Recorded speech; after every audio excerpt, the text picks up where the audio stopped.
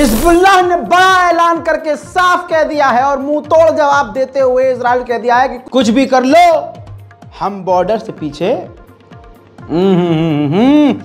और हाँ, बातचीत करने को हम वैसे भी तैयार हैं, क्योंकि इजराइल ने ऑफर दिया था हिजबुल्लाह को कि आप पीछे हट जाएंगे तो हम आपसे बातचीत करने को तैयार होंगे।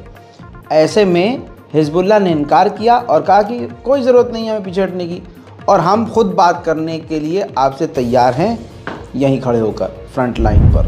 मेरे दोस्तों, एक्चुअल में रिपोर्ट ये है कि अमेरिका ने, मतलब अमेरिका इजराइल एक ही हैं, अमेरिका ने हिजबुल्लाह से कहा था कि भाई साहब आप पीछे हट जाइए तो हम इजराइल से आप पर हमले बंद करवा देंगे और आपका मामला बिल्कुल नॉर्मल हो जाएगा। हिजबुल्लाह ने इनकार कर दिया, न धमकी सुनी, न बकवास सुनी और न कोई स्टेटमेंट सुनी। अपना बयान दे दिया कि हम इजराइल से कोई डील नहीं करेंगे और न हम यहाँ से पीछे हटेंगे। लाल सागर में भारत भी अब एक्टिव नज़र आ रहा है, जहाँ भारत के विदेश मंत्री जयशंकर वहाँ पहुँचते हैं ईरान, और ईरान को पटाकर उनसे कंफर्म करवाते हैं। देखिए, जिस पर ईरान ने कहा कि आप टेंशन मत लीजिए, हूथीज़ के निशाने पर भारत नहीं है। ऐसे में एक बड़ा कांड हो गया है। एक बार फिर से एक शिप कंटेनर पर हमला हुआ यमन का, जिसमें बुरी तरह से बताया जा रहा है डैमेज हुआ उस कंटेनर पर, और उस कंटेनर ने आसपास मैडे मैडे जो साइन होता है उसको बोलकर मदद के लिए पुकारा। भारतीय नेवी आसपास थी, भारत का युद्धपोत वहां पहुंचा और उस शिप में मौजूद लोगों को उस पूरे शिप समेत बचाकर रेस्क्यू करके ले आया। बाद में खबर आ रही है कि वो रेस्क्यू जो किया गया जहाज़ था जिस पर हमला हुआ था हूथीज़ का, वो अमेरिका का था, और उस अमेरिकी समुद्री जहाज़ पर जो काम करने वाले लोग थे उसमें भारतीय भी थे। तो बता दूं कि भारत को बड़ी कामयाबी मिली है और इस वक्त मिडिल ईस्ट में भारत को एक भारी भरकम देश के तौर पर देखा जा रहा है। ठीक इसी कांड के बाद एक बार फिर से बड़ी खबर आती है कि अमेरिका ने यमन के हूथीज़ के ठिकानों को फिर से निशाना बनाया है, और ये 5वीं बार हमला हुआ है यमन के ऊपर अमेरिकी। उधर गाज़ा में मौत का आंकड़ा 24,600 पार कर चुका है मेरे दोस्तों, और ये आंकड़े लगातार बढ़ते जा रहे हैं। वहीं गाज़ा में आप जानते हैं भूख को, प्यास को हथियार की तरह इस्तेमाल कर रहा है इजराइल। अब आपको तस्वीर दिखाता हूं जिसमें आप देखेंगे कि भूख किस तरह से हथियार बन चुकी है इजराइल का।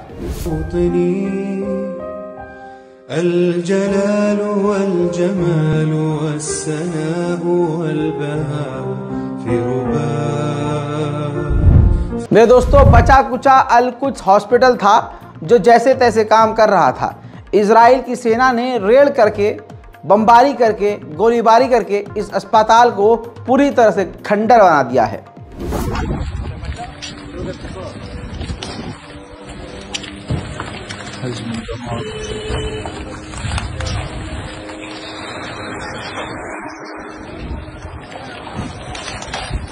رجعنا على المستشفى على أمل إنه يكون في إشي نستصلح ونقدر نشغل.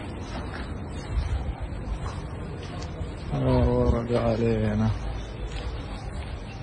اضوي يا عبد الله، اضوي جوالك.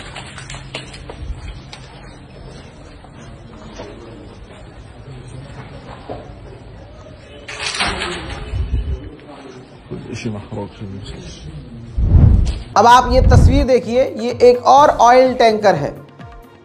अब आपको बता दूं कि ये ऑयल टैंकर किस देश का है इसकी जानकारी नहीं है, लेकिन ये कंफर्म हो गया है कि इस ऑयल टैंकर पर जो मिसाइल टकराई है वो अंसारुल्लाह यानी यमन की थी। उधर ये मैप ज़रा ध्यान से देखिए, ये www.tankertracker.com एक वेबसाइट है जो ऑनलाइन बताती है कि कौन सा समुद्री जहाज़ कंटेनर समुद्र में मौजूद है और किस देश से किस जगह पर वो जा रहा है। बहुत सीधी बात। अब ये देखिए आप, एरर आ रहा है इस वेबसाइट पर।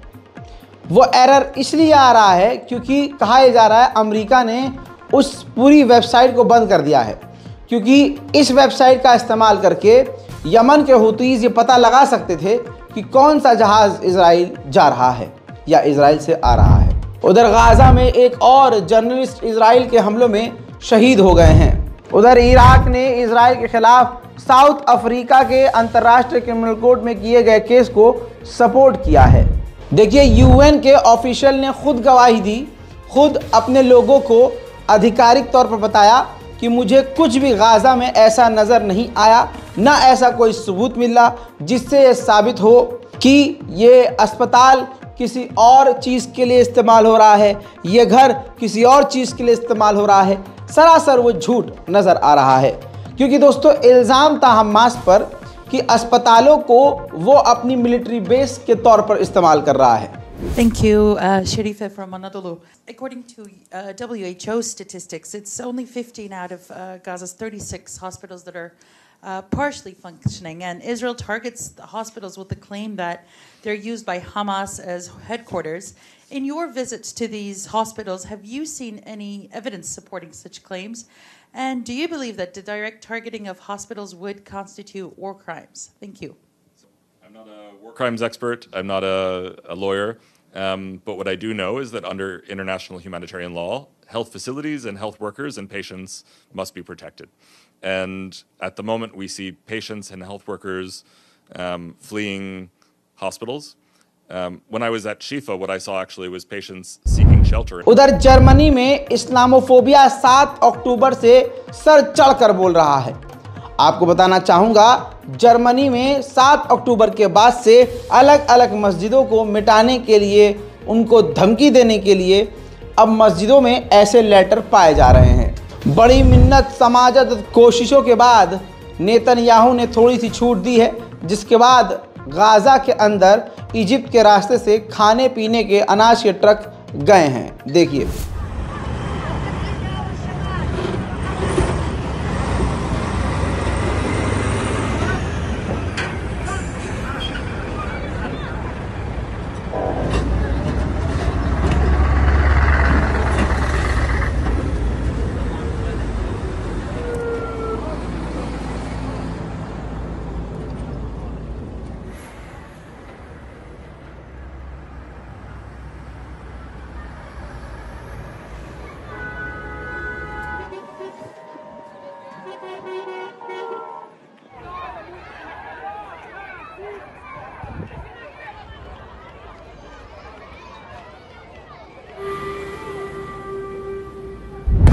वहीं तुर्की के विदेश मंत्री ने कहा कि इजराइल इनसिक्योर नहीं है, इजराइल को सिक्योरिटी की ज़रूरत नहीं है, बल्कि दुनिया को नज़र आ गया है कि सिक्योरिटी की ज़रूरत फ़िलिस्तीन को है और गाज़ा को।